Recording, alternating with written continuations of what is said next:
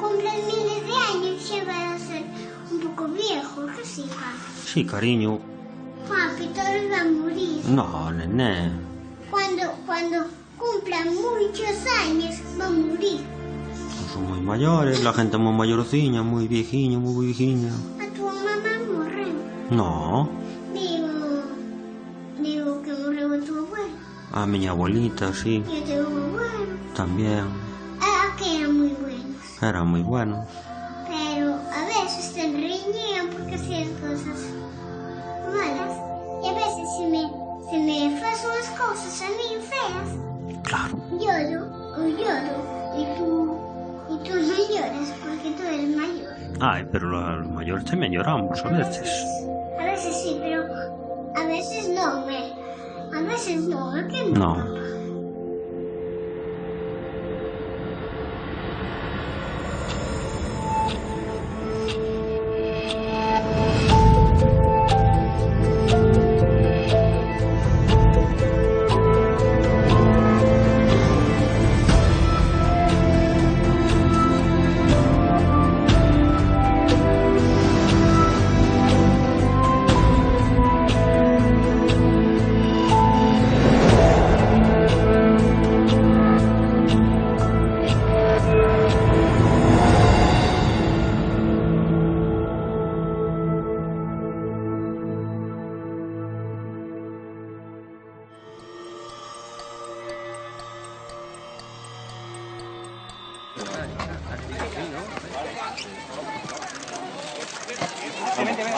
Venga, haz el favor, ¿eh?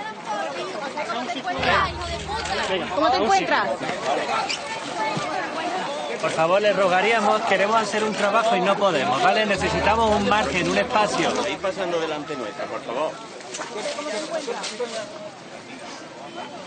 El caso Bretón es uno de estos casos que todos recordaremos en la crónica negra española. Removió muchísimo a la sociedad en aquel momento. Es la tormenta perfecta, no solo por la naturaleza de su crimen, que es lo más cruento que nos podamos encontrar, sino por las características de sus protagonistas. Cuando aún nadie hablaba de violencia vicaria, José Bretón nos enseñó lo que era la violencia vicaria. Él quería hacer mucho daño a su mujer, no quería aceptar esa separación y para ello utilizó la forma en la que más daño le haría, que era a través de sus hijos, a través de Ruth y José. Cuando unos hijos desaparecen en circunstancias extrañas, lo primero que se va a pensar es que alguien de la familia. Porque estadísticamente, cuando ocurre algún tipo de delito alrededor de la familia, son propios miembros de la familia quienes los cometen. Y eso es algo que José Bretón no contempló porque no conocía esos detalles. No he matado a mi hijo. Yo quiero a mi hijo con locura. Son lo más importante de mi vida. Yo ahora mismo no tengo vida. Mi hijo...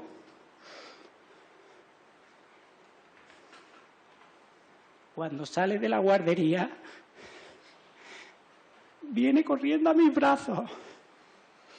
Y un niño que teme a su padre no viene corriendo. Y mi niña, cuando pide agua por las noches, dice papá agua. Dice papá agua. Entonces usted entiende que los niños no le tenían miedo. Mis hijos no me temen, me adoran y yo los quiero a ellos con locura.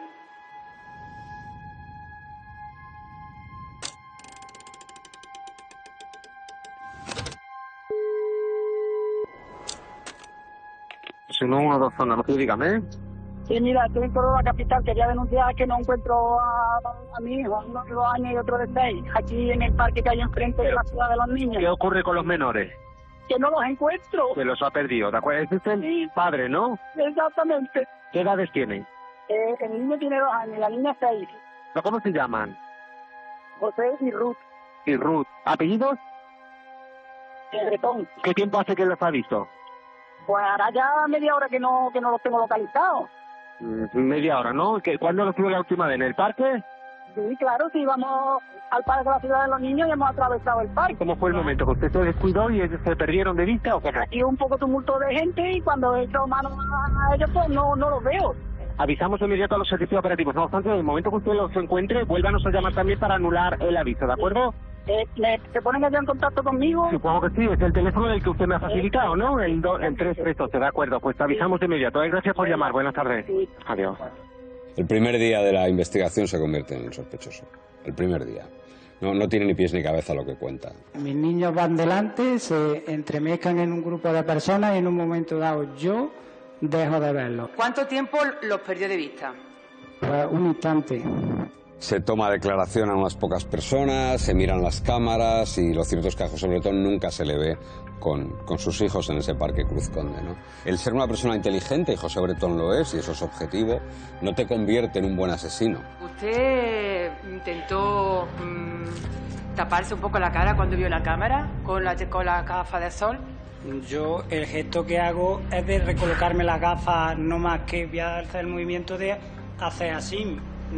Yo no tengo por qué ocultarme de nada.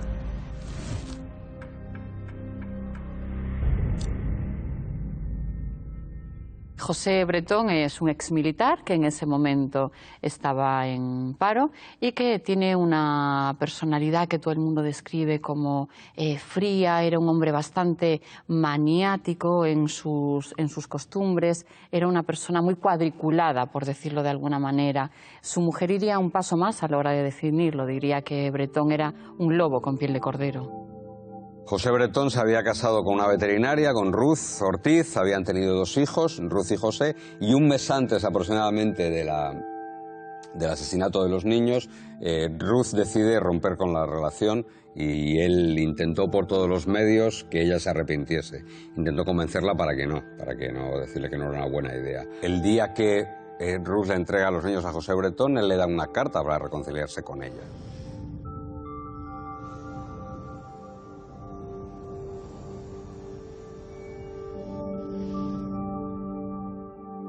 José Bretón es listo y José Bretón es alguien que va huyendo hacia adelante, ¿no? Durante esos primeros días. Sabedor de que a los niños no los van a encontrar, él va ganando tiempo y él sobre todo lo que quiere es manipular a Ruth. Las llamadas de teléfonos que tiene con su mujer, donde ella le exige que diga dónde están los niños y él intenta manejar la situación, incluso se reviste de una capa de héroe diciendo que él va a encontrar a los niños, ¿no? Que no se preocupe, que él mismo va a encontrar a los niños.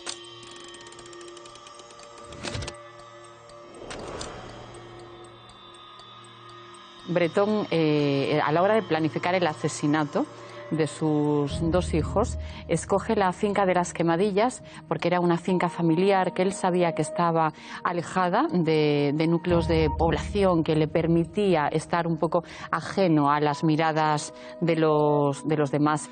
Y cuando la policía ve la hoguera, las brasas de una hoguera, claro, eso hace levantar las orejas a la policía. Tengo 2 niños desaparecidos y tengo este escenario aquí. Y pasan muchas horas al lado de esa hoguera. Muchas horas al lado de esa hoguera. La policía está convencida de que los niños acabaron allí sus días. Se encontraron huesos que en un primer análisis forense la antropóloga determina que no eran humanos, que parecían huesos de algún tipo de animal, incluso se llega a decir que eran huesos de roedores. Él se relaja, saca un radiocassette, quiere ponerse a cantar, quiere ponerse a tocar la guitarra, les cuenta a los policías las hazañas sexuales que ha tenido con una prostituta y siempre durante esos primeros días de investigación, antes de que él ingrese en la cárcel, él está hablando permanentemente mal de su mujer y de la relación con su mujer. Cuando un maltratador utiliza la violencia, lo que hace es utilizarla desde dentro para mantener el orden que él considera adecuado según la construcción cultural. Ellos dicen que la mujer tiene que aprender a mirar por mis ojos. Tiene que ver lo que yo veo. José Bretón habla de Ruth en términos terribles, ¿no? En la calle no soy nadie, pero en mi casa mando yo. Pues yo la definiría como una relación plana, sin altibajos, una relación normal.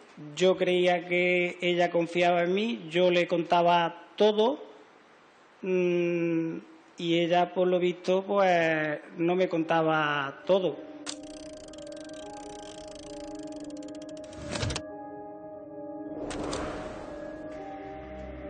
Tiempo después, meses después de ese primer dictamen, se ponen a disposición del antropólogo Francisco Echeverría los huesos de las Quemadillas y él dictamina que esos son huesos de niños, ¿no? Y El problema es que eso pasa pues muchos meses después y ese tiempo retrasa la investigación. En las evidencias que yo he analizado el 14 de agosto hay restos de 2 personas, las cuales son menores, en concreto de unos 6 y unos 2 años. Yo interpreto que esos niños han sido quemados en esa hoguera. Bretón planifica el crimen de una forma, podríamos decir, que milimétrica. Se hace con 250 kilos de leña, con 270 litros de gasolina que traslada a la finca de las Quemadillas para realizar esta pira funeraria. ¿Y qué hace usted con tanta gasolina? Pues que el coche de gasoil y la gasta. En ese tiempo usted estuvo preparando una ubicación de una hoguera perfecta para quemar a ella a su hijo. Es que la insistencia que yo no he matado a mi hijo. Se sabe por el análisis que se realizó a posteriori que esas llamas llegaron a alcanzar los 1200 grados. Imaginemos lo que eso fue durante las horas, además que se sabe que él estuvo avivando el fuego en el que se estaban quemando los cuerpos de sus hijos. Eso es lo que dice ese informe, sí, porque lo dicen, pero mi abogado, cuando vean su informe técnico, le va a rebatir eso completamente, sin ningún género de duda. No duden eso como de otras tantas cosas. Señor Bretón. Usted niega la certeza del informe. No se trata de que usted... Es que bueno, parece que usted asume el papel de abogado. No. Intenta contradecir el informe de la letrada, se dirige al jurado como si fuera usted el abogado. Usted lo debe hacer contestar. Yo no tengo capacidad para ser abogado. Tengo el mejor abogado que puedo tener y cualquiera. Sin duda. Yo no me tengo que poner nervioso por nada. Ya me estoy dando cuenta. Cuando a uno le acusan de algo tan grave como el asesinato de un hijo, eso emocionalmente deja cicatrices muy profundas, ¿no? Y deja señales, ¿no? Y en el caso de Bretón no se veían esas señales, ¿no? Hablaba con un distanciamiento emocional que era incompatible con lo que verdaderamente con lo que él quería hacernos creer. ¿Y usted mató a su hijo ese día? Eso que está usted diciendo es completamente falso. Yo quiero a mis niños con locura. ¿Por qué no contesta directamente? Siempre contesta. Usted lo que dice es completamente falso y no es una respuesta directa a lo que le pregunta. ¿Usted mató a su hijo, señor Bretón, el día 8 de octubre, al mediodía? Eso que está usted diciendo es completamente falso. Le estoy diciendo que eso no es la respuesta directa que se hace a una pregunta tan clara y tan evidente. Vale. ¿Puede repetir la pregunta? Sí, señoría, claro que sí. ¿Usted mató a su hijo, señor Bretón, el día 8 de octubre al mediodía en la finca? No. Llamó mucho la atención durante el juicio cuál fue su comportamiento, serio, frío, sobre todo contenido y distante de lo que se estaba narrando allí, distante de lo que se le estaba contando al jurado. Él mantuvo esa frialdad, no se dejó influir a pesar de que estaban mostrándole pruebas contundentes de que lo que decía no se correspondía con la realidad y tampoco mostró ningún fallo, ningún derrumbe emocional ante la constatación de que habían descubierto que sus hijos habían sido asesinados por él.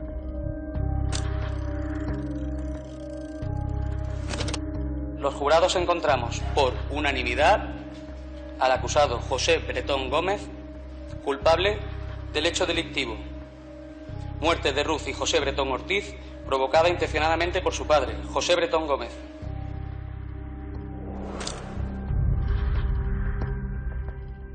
Hasta el año 2011, la inmensa mayoría de los casos en los que el padre asesinaba a sus hijos dentro de un contexto de violencia de género, el resultado era el asesinato de los hijos, el asesinato de la mujer y con mucha frecuencia, la mayoría de los casos, el asesinato, el homicidio, el suicidio de la propia persona. Pues en mi análisis lo que considero que formando parte de esa estrategia en la que mata a los hijos, sabe que lo ha matado, dice que han desaparecido y pide una reunión con su mujer a solas, es que él pretendía hacer lo que habían hecho tantos otros hombres con anterioridad, que es borrar la estructura familiar que él considera fracasada como consecuencia de la decisión de su mujer.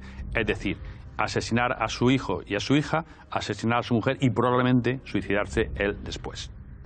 Esa situación ha generado una nueva referencia que es utilizada por los maltratadores a partir de José Bretón. Un español de Sevilla, en la ciudad de Aurich, en Alemania, en febrero del año 2017, asesinó a sus hijos de 4 y 5 años y advertía las semanas previas: voy a hacer lo que hizo José Bretón. Por lo tanto, tenemos que ser conscientes que los asesinos también aprenden de otros asesinos y que eso es una forma de continuar con la violencia que tenemos que abordar con medidas específicas.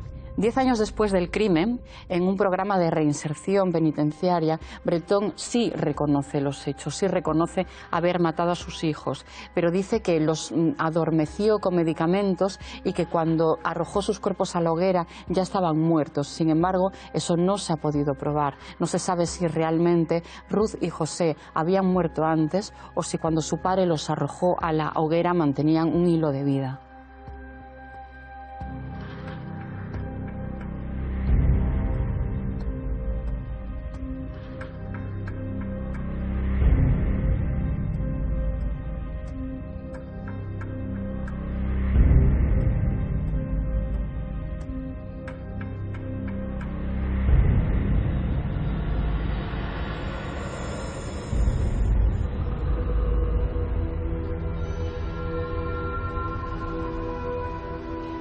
Las madres están genéticamente programadas para proteger a sus hijos, ¿no? Y para cuidar de sus hijos. Por eso nos espanta tanto el crimen de una madre a un hijo.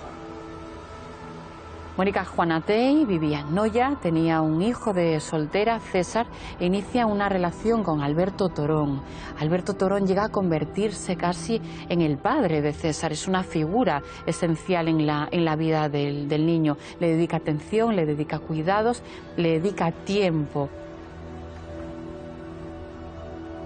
El primer documento que hay con mis apellidos con César fue con la esquela y después en la tumba que tiene en el cementerio de Santa Cristina.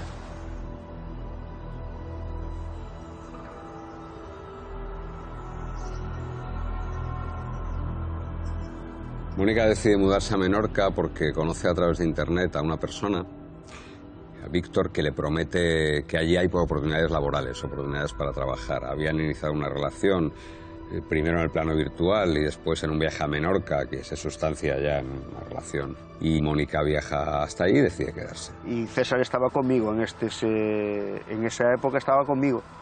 Iba al colegio porque yo estaba sin trabajo en ese momento. Y César estaba conmigo en casa. Hasta que empecé a buscar trabajo y yo me iba a trabajar y César se quedaba con su abuela, porque su abuelo estaba en el mar y su hermano también. La madre de Mónica enferma, entonces el niño no tiene esos cuidados que necesitaba y es cuando se decide que se trasladará a Menorca con su madre.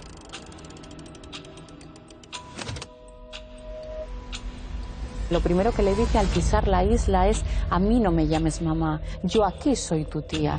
Esto tuvo que desconcertar tremendamente a este niño tan pequeño. Lo que le cuenta Mónica a su pareja es que ese crío que ha llegado desde Galicia es un sobrino suyo que va a pasar unos cuantos días en Menorca con ella. Cuando César estuvo en Menorca, nunca llegué a contactar con él. Mónica me decía que o estaba en casa de un amigo estudiando o estaba jugando con unos amigos en el parque o estaba de acampamento. La madre lo reduce todo a enviar de vez en cuando unas fotografías del niño.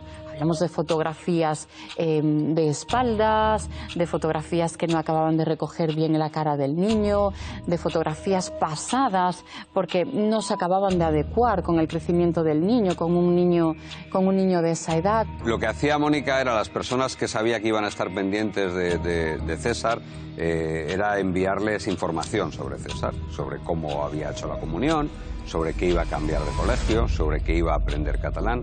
Incluso en alguna ocasión hasta suplantó a César para entrar en un foro de cómic manga, a los que era muy aficionado a César, y se hizo pasar por él y puso una entrada pues a modo de coartada, algo absurda, ¿no?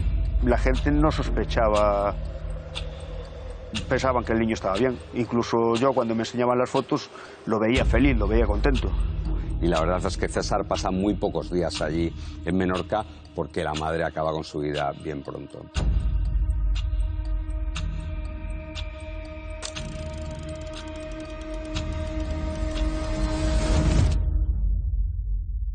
Dos años después de que César desaparezca, dos hermanos que van a desbrozar una finca se encuentran una maleta, la abren y dentro lo que llegan a apreciar nada más es lo que parece un cráneo humano. Inmediatamente avisan a la policía que se pone en funcionamiento y certifica que aquello es los restos de lo que parece ser un niño. Su madre, después de matarlo, introduce su cadáver allí y introduce los objetos con los que él había llegado de Galicia, ¿no?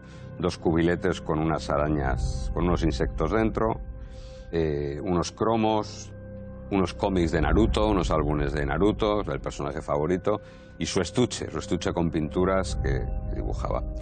Yo creo que esa maleta resume la vida tan corta y tan triste de César Juanatey.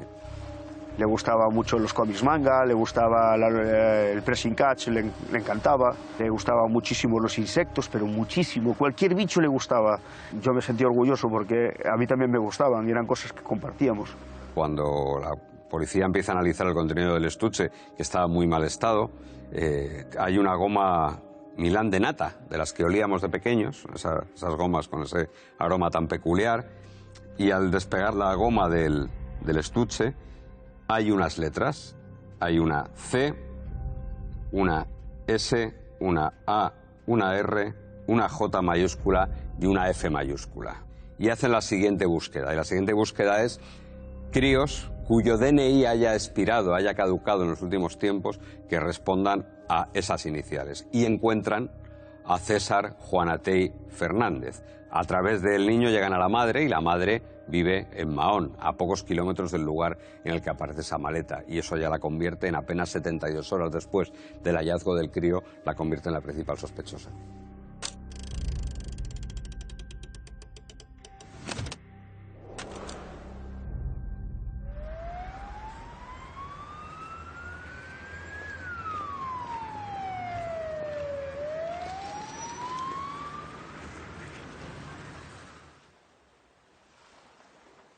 Cuando recibí la llamada estaba durmiendo, me llamó la madre de Mónica, llorando, y yo me asusté. Digo, ¿qué pasa, María José? Mónica mató a César, me mató al niño. Y yo, María José, me acabo de despertar, no te entendí bien. ¿Has dicho que Mónica mató al niño? Sí. Y yo, eso es imposible.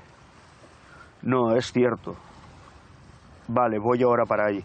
Cuando llegué allí vi tantísima gente, y todos llorando, y yo me estaba encontrando fatal. De repente me quedé en blanco. Les dije, voy a comprar tabaco, que he venido sin tabaco. Me fui y a las 2 horas me llaman por teléfono, ¿dónde estás? Y yo voy camino del estanco a comprar tabaco. Y me dicen, pero si hace 2 horas que te has ido. Y levantar la vista, despejarme y estar en la otra punta de Noya. O sea, crucé calles, carreteras y llegué, no sé ni cómo llegué allí.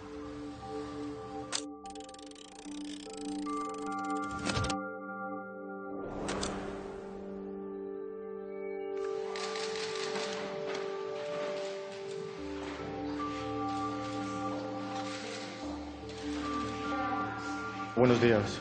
Buenos días. ¿Reconoce usted esta maleta? No hace falta que se la acerque más. La reconoce. ¿La reconoce o no la reconoce? Sí. ¿Usted había introducido previamente el cadáver de su hijo desnudo en esa maleta? Sí. No se sabe con certeza cómo murió César Juanatey, porque el estado del cuerpo impedía hacer un examen forense en el que se pudiese determinar. Sabemos lo que ella contó. Ella contó que lo ahogó en la bañera. Él lo estaba bañando y en un momento dado lo sumergió en el agua hasta que dejó de moverse. Yo desde el primer momento dije que no me acordaba de lo sucedido y en un principio declaré que había sido un accidente. Me fui a los calabozos, pero luego los policías me dijeron que tenían pruebas, que lo sabían, y que había pruebas de que había sido ahogado, que tenía el cuello roto y un golpe en la cabeza y que sabían que había sido yo. Y como allí no había nadie más, evidentemente, si no hay nadie más, si hay pruebas, lo reconocí. a diferencia de otros casos en los que el hijo o la hija se presenta como un instrumento para dañar a una persona, habitualmente el padre o la madre, en estos casos lo que se presenta el hijo o la hija es como un obstáculo para el desarrollo de su proyecto vital decidido, pensado o soñado. Yo creo que el crimen de César Juanatey es el ejemplo perfecto del crimen pragmático. A Mónica Juanatey le molestaba a su hijo César, le incordiaba para esa nueva vida que iba a iniciar en Mahón, con una nueva pareja, con un nuevo trabajo, y lo que decidió fue pues tomar la vía más rápida, que es acabar con su vida, y pensar que en algún momento se iba a diluir el recuerdo y que nadie se iba a preocupar por César, ¿no? Y esto es terrible porque en 2 años hizo creer a sus personas allegadas que César seguía con vida. Miento mucho, o mentía. ¿Usted, digamos, se considera una persona tranquila o una persona nerviosa? No, soy una persona bastante tranquila. En el caso de Mónica Juanatey, no sé qué punto de elaboración psicológica reactiva tiene el buscar esa vida paralela que te mantiene abstraída del hecho de haber matado a tu hijo, o, por el contrario, se corresponde con una persona tan fría que es capaz de no sentir ningún tipo de remordimiento, ningún tipo de tristeza, ningún tipo de culpa ante el asesinato de su hijo. Nunca me lo hubiera imaginado, jamás. Me hubiera imaginado que se le hubiera dado servicios sociales, diciendo que ella no podía mantenerlo, y eso me lo hubiera imaginado, pero después ninguna otra cosa.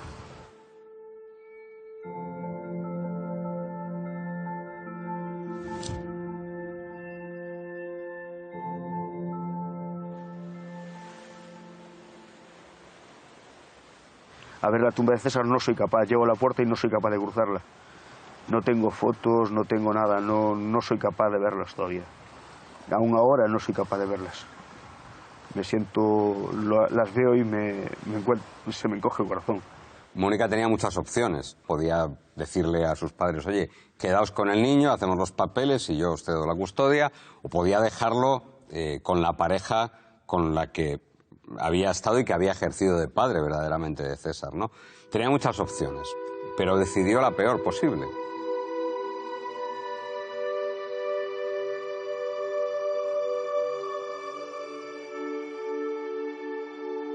Ahora ya más o menos puedo hablar, ya no me siento tan abatido cuando hablo de esto, pero hay detalles que cuando los recuerdo aún me hacen bastante daño. Porque, por ejemplo, aquí donde estamos grabando yo venía a coger con el niño conchas. O sea, y llevo muchos años sin venir, o sea, es eso.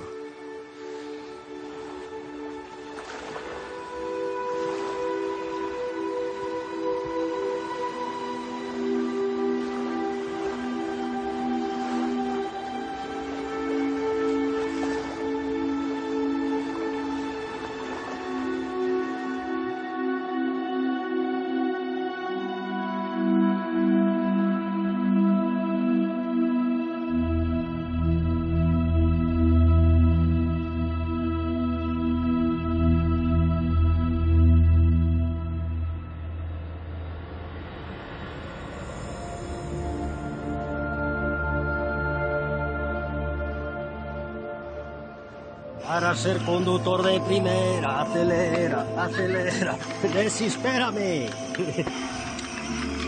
Me gustaría de color naranja. Naranja, vale. Como este. Sí. Desi, ¿qué haces? ¿Estás grabando? Sí. ¿Para qué? Para que lo veas tú después. ¡Ay! La pérdida de un hijo es algo inigualable, insuperable. Es algo tan insuperable que no hay ninguna palabra.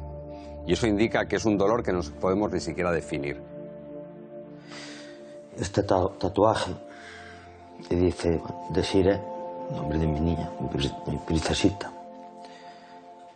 Lo tatué estando Desiree en vida. La carita de felicidad, de alegría, de orgullo, eso, impagable.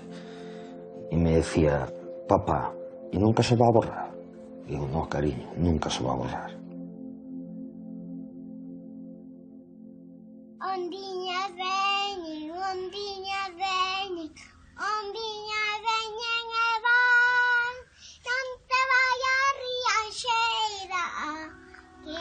vas a marear, vamos a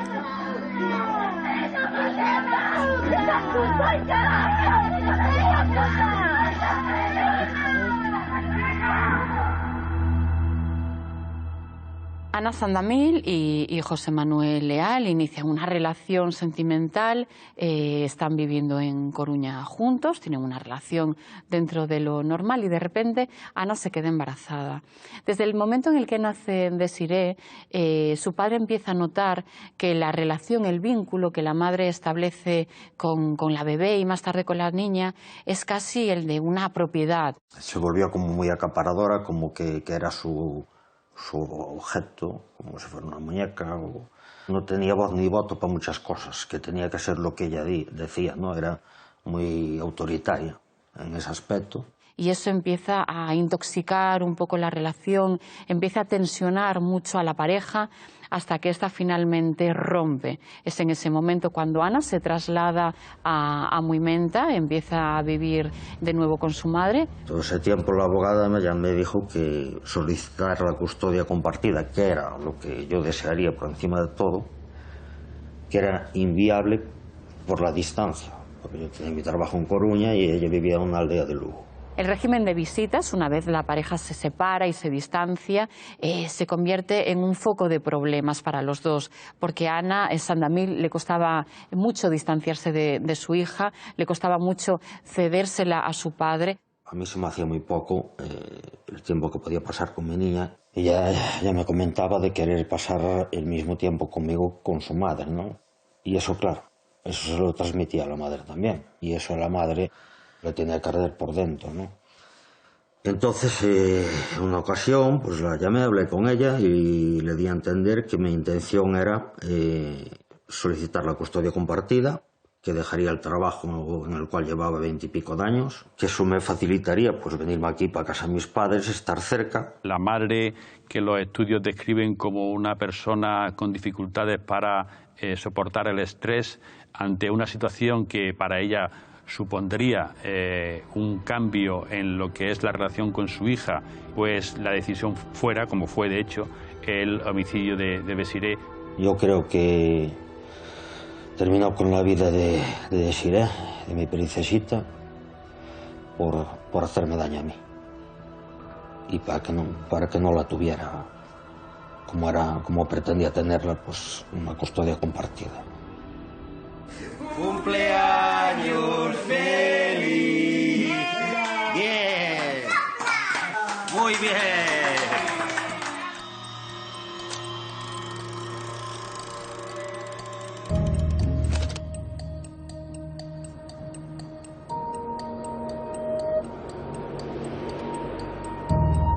Es la abuela materna la que avisa de emergencias en una llamada que anticipa y que ya era muy premonitoria de lo que se iba a encontrar después la Guardia Civil cuando llega, ¿no?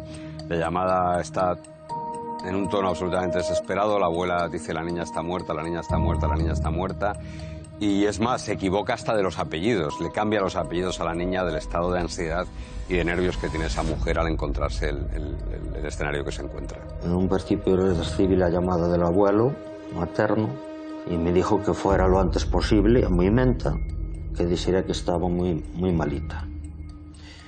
Y claro, yo, al escuchar eso yo insistí, ¿pero qué pasó? ¿Qué pasó? Te paso con María, la abuela materna. Y lo primero que se le ocurre decirme, así de golpe, Desiré murió. Claro, eso a mí ya me trastornó de una forma enorme, ¿no? Y yo pregunto, ¿pero qué pasó? ¿Qué pasó? Te paso con la Guardia Civil. Y se presenta que es un agente de la Guardia Civil, que no me pueden contar nada, que por favor viniera despacio, lo más tranquilo posible y que no hubiera otra desgracia. Y sinceramente no sé ni cómo llegué. No tengo recuerdos de salir con el coche desde Coruña y llegar a ese pueblo. Y mi cerebro no quería asumirlo, que decía, esto tiene que ser un error, tiene que haber aquí algo.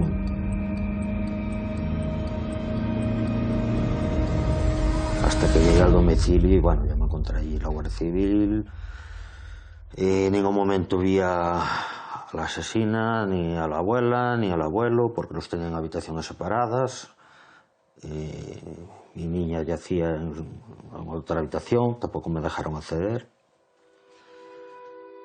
Y bueno, pues esperando allí fuera y derrumbazo.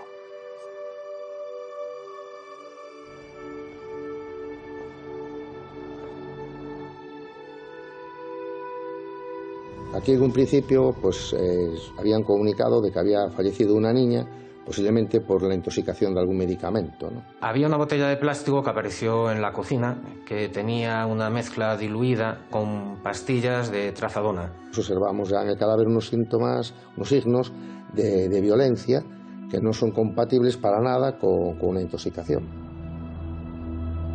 Observamos sangre en la mano derecha, en los antebrazos. Luego nos fijamos bien en la boca y también tiene restos de sangre.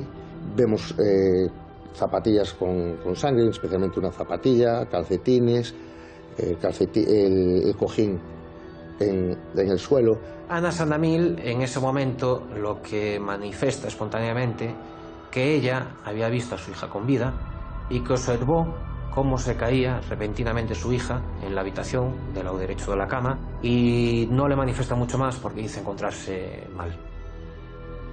Tras esto, la segunda versión que da, y aquí la cambia completamente, de que ya ella en ningún momento vio a su hija caer repentinamente, la vio con vida. Dice que se fue a fumar a la galería y que cuando regresa observa al lado derecho de la cama el cuerpo de su hija sin vida allí. Detecté unas salpicaduras de líquido en la pared, ascendentes, no descendentes. Normalmente a ti cuando te cae un líquido te cae en sentido descendente y aquí era hacia arriba. Es compatible con que a la niña le quieran hacer beber algo y de un manotazo salpicase, por de ahí las gotas ascendentes. María Novo, que es la abuela de Siré, lo que hace es realmente relatar la versión que ella vivió. Es decir, cuando llega Ana Sandamil a su habitación sobre las 8 de la mañana, dice que su hija, que vestía un pijama manchado de sangre... Recibe una llamada diciendo, de otro compañero nuestro, claro, que en un interrogatorio, que Ana, que la ropa que tenía puesta, que se había cambiado de ropa, que realmente que ella tenía puesto un pijama en ese momento, que tiene que haber un pijama en la habitación. Y al final, debajo de la cama, escondido muy al fondo, estaba el pijama enroscado. La importancia de ese pijama es la pieza fundamental para demostrar que Ana Sandamil mató a su hija Desiré y cómo lo hizo. En la parte inferior, en la ingle y la rodilla, más o menos, ahí sí hay restos de sangre. Restos de sangre que coinciden con la sangre de Desiré. La secuencia sería la madre subida sobre el pecho de la niña, empujando con algo contundente, que podría ser ese cojín que tiene restos de sangre, provoca que el labio se rompa con un incisivo, posiblemente con un incisivo de la niña, y empieza a gotear esa sangre. Entonces por eso hay esa transferencia del cuerpo de la niña al pijama de la madre. La cosa es, la quiso dormir, es decir, la quiso dormir con el líquido para que no sufriera cuando quería después, posteriormente, asfixiarla, o quería matarla realmente con el líquido.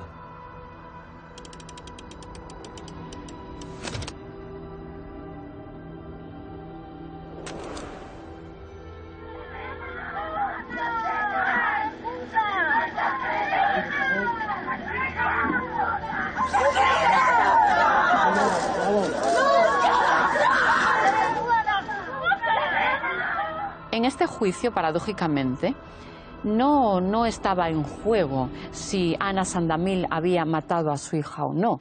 Lo que estaba en juego era la enajenación, si ella había sido consciente de sus actos a la hora de acabar con la vida o no. Esa fue la estrategia, obviamente, de la defensa. Solo quiero decir que la adoraba, todo lo máximo que podía hacer para que fuera feliz se lo hacía. Si quería ir a pandereta, si quería ir a piscina. Cualquiera que me conoce sabe que yo jamás actuaría sin estado en plenas facultades. Se obtuvieron varios dispositivos terminales telefónicos en el escenario del crimen y se mandaron a analizar, y entre ellos en una tablet Se localizó la búsqueda y varias veces de un veneno muy tóxico, que es la estridnina. Lo que escuché en el juicio y lo que se habló allí es que no, que lo estaba buscando como algo, un producto comercial para su tío que tiene una ganadería, que tampoco se sustenta mucho porque su tío tiene que saber que eso está terminantemente prohibido, su compra ya y su tenencia. Yo quería mucho a mi hijo, para mí lo era todo.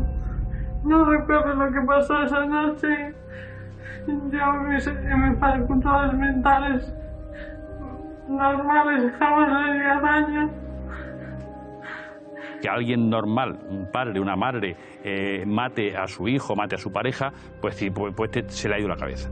Luego es una estrategia muy común y es una estrategia que un buen estudio forense, psiquiátrico y psicológico puede descartar, debe descartar tanto en la existencia o no del trastorno como luego en la influencia en los hechos criminales. Los psiquiatras, los psicólogos que la trataron, llegaron a decir que había un fingimiento en esta laguna que ella decía tener.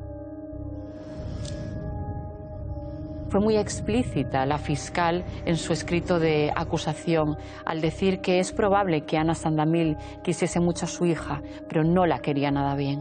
Quizás Anna Sandamil en algún momento pudo creerse la única dueña de la vida de su hija, tanto para dársela como para quitársela.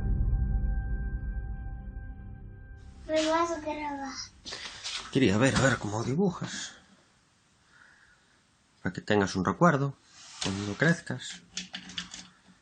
Y así dices, anda, mira como hacía cuando era pequeniña. Eu tamén vou ter isto quando sea máis maior. Eso sei, claro. E ainda me vou acordar porque vou ter este libro. Verdad, papá? Claro. Vou ter todo o que teño aquí. E escritorio e todo. Todo para ti. Ahí salimos.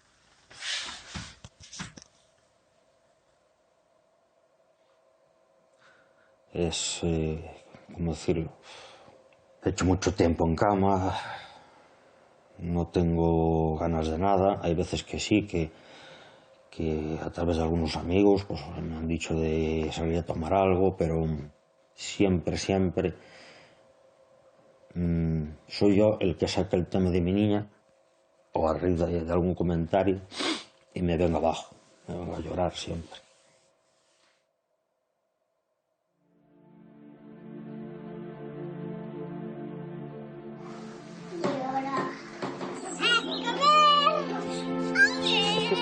A ver, ahí va.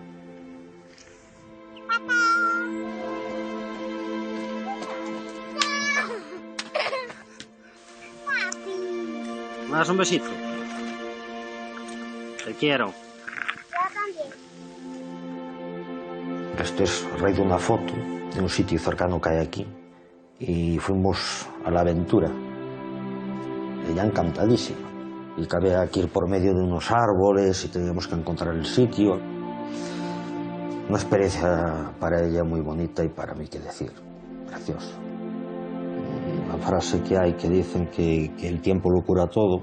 En este caso esa frase para mí, desde luego que no. Para mí el tiempo no lo cura. Mi mente, en lo que piensa muchísimo, es en reunirme con la persona que más quería en este mundo, que era mi niña, mi Desiree,